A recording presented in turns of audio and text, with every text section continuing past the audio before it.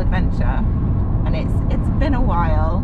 I feel like because of not being well, and also the price of car hire went up, so last weekend we just spent some time like figuring things out, but we are finally back having a little adventure, and we're heading up towards Fraserburgh, because there's a couple of castles there that I've wanted to visit for a while.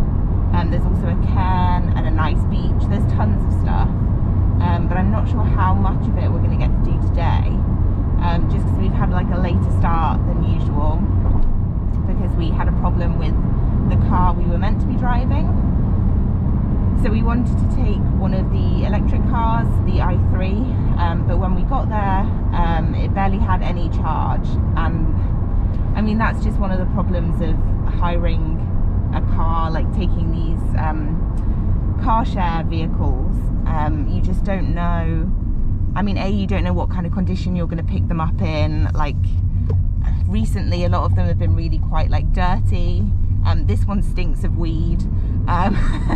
So you don't know what condition they're going to be in, and you also don't know whether it's going to be full of fuel, and if it's an electric, whether it's going to have charge. Because some people just don't know how to use the charging equipment with the hydrogen cars. I think we felt like a lot of people didn't really know how to fill it back up again. But with an electric vehicle, you're kind of like out of options. Like if you pick up a car and it doesn't have charge, then you can't really take it anywhere. So it only had like 40 miles on it, which definitely wasn't far, like enough for us to go where we needed to go. So yeah, we had to phone them up, and they were super helpful. They switched us to this car, which is a Yaris hybrid, and then they've, you know, I think it's like their policy now that if they switch a car because of a problem, they give you your mileage free, which is just excellent, because the petrol cars are more expensive, and that's why we generally choose not to drive them. But yeah, we're on our way, and I think overall, like, I love the opportunity of this car share scheme. I don't have my own car, like living in the city, and I just can't afford one right now. So it's such a great opportunity to be able to go out, use a vehicle, go on adventures to places you can't get to with public transport. But there are obviously catches and difficulties and things that you need to think about. But yeah, anyway, enough of that. We're off on an adventure, and I'll obviously take you with us.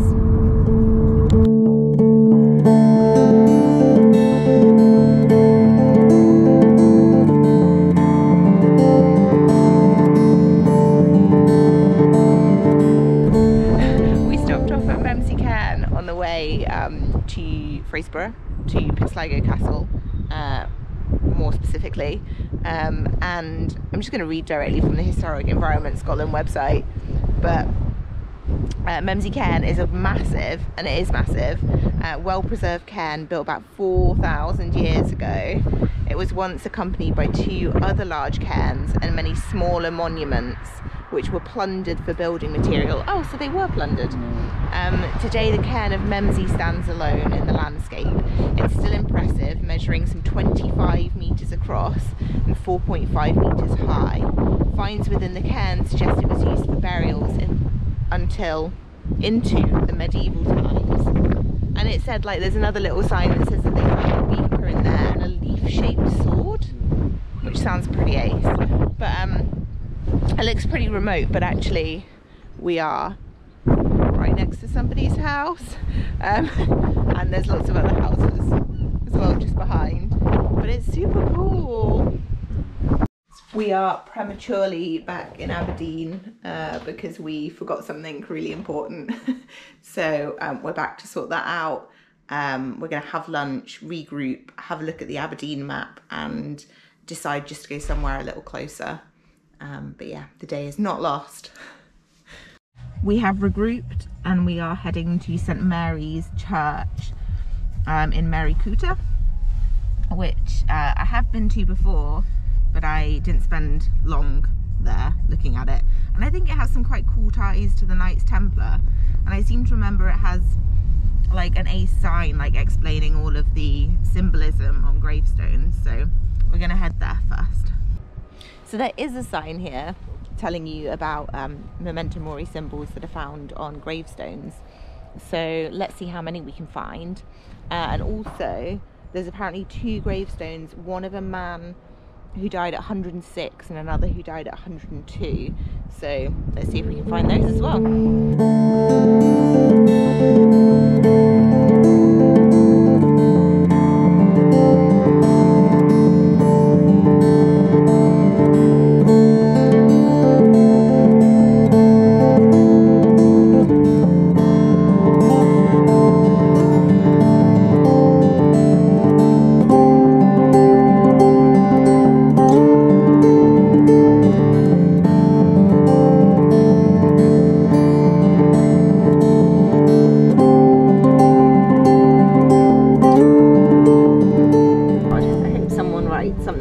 About me on my gravestone. Yeah, that's lovely. Like, he cared for his bees well. Yeah. I'm struggling to find the graves of the really old people, the people that died at 106 and 102, but one died in the early 1700s and one in the early 1800s, so they could be on graves that are like lying flat, so they're really worn, so they might be difficult to read the dates on. But I'm just having a run around quickly before we leave to see if we can find them, because I think that's, I don't know, I love little things like this in graveyards. It'd be super cool to see it. On one of them I was just about to give up, and I've just found Euphemia Arthur. He died 1823, aged 102 years old, the spouse of the late George Fife.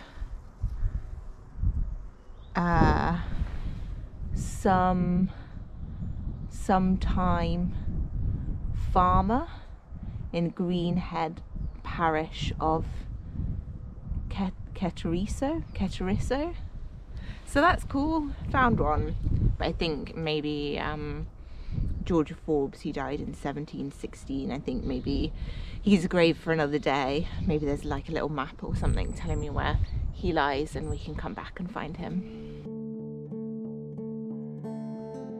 So we've just stopped quickly at Cullerlie Stone Circle, but I don't think we have that much time before we have to take the car back.